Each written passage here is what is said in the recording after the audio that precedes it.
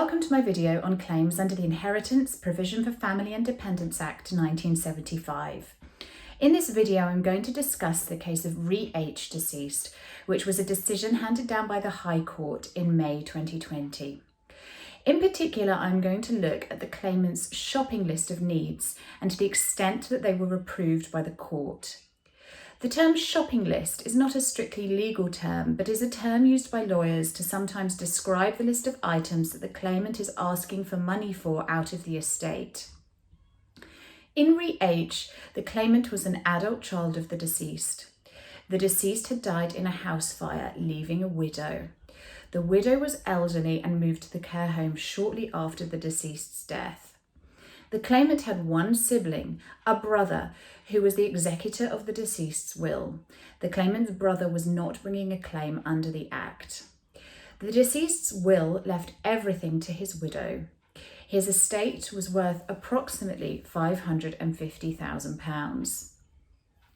The claimant had two dependent children. She resided in rented accommodation, which she claimed was no longer suitable for her and her children. She had a partner with whom she did not reside, but who made a financial contribution towards her living costs, although the court found that this was not sustainable in the long term due to her partner having to meet his own expenses, including his rent. The claimant was in receipt of universal credit. The claimant had had a long and protracted history of psychiatric health problems, which means that she was unable to work. The claimant and her parents had been estranged for several years before she brought her claim.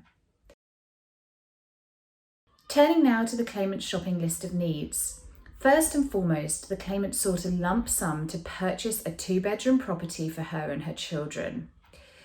The claimant asked the court for a lump sum towards continued psychological therapy for a period of 3 years, which she believed would enable her to return to the workplace. The claimant had sought a medical report as part of the proceedings, which supported her claim. The claimant also asked for a lump sum towards white goods to furnish the property. The claimant also asked for a sum for a deposit if the court determined that it was not prepared to allow her a lump sum for a purchase of a property, but found that she should continue to rent. In that case, the claimant also asked for a lifetime award to meet her income shortfall. The claimant also asked the court for a sum towards meeting her legal costs liability. The claimant's solicitors represented her under a no-win, no-fee agreement. Under a no-win, no-fee agreement, the solicitors would not be entitled to charge the claimant any costs in the event that she lost her claim.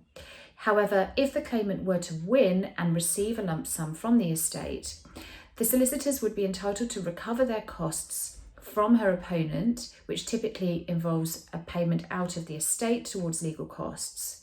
But in addition to that, the claimant would have to pay her solicitors a success fee on top of the legal costs recovered out of the estate. This success fee is typically not recoverable, and therefore the claimant would have to make that payment out of any money that she received. This meant that that money would not be available to deploy towards meeting the claimant's needs, which the court had carefully weighed up. Therefore, the claimant asked the court for a lump sum out of the estate to discharge her liability to her solicitors for her success fee. The court had to carry out a careful balancing exercise in determining whether or not to allow the claimant any of the items on her shopping list. The factors that the court had to take into account are set out in Section 3 of the Act. Those factors include the income needs and resources of the claimant or any beneficiary of the estate now or in the foreseeable future, in addition to the mental and physical disability of any claimant or beneficiary of the estate. The court considered this case carefully and decided not to allow the claimant a lump sum to purchase a property. The court found that this was not the sort of case where the court would make an award giving the claimant income or property for life. The court considered that the factors affecting this included the long-term separation between the claimant and her parents before her father's death. Although this is strictly speaking not a Section 3 factor, it undoubtedly affected the court's decision. So what award did the court make? The court allowed the claimant a sum which compensated her for 3 years' worth of the shortfall between her income and her outgoings.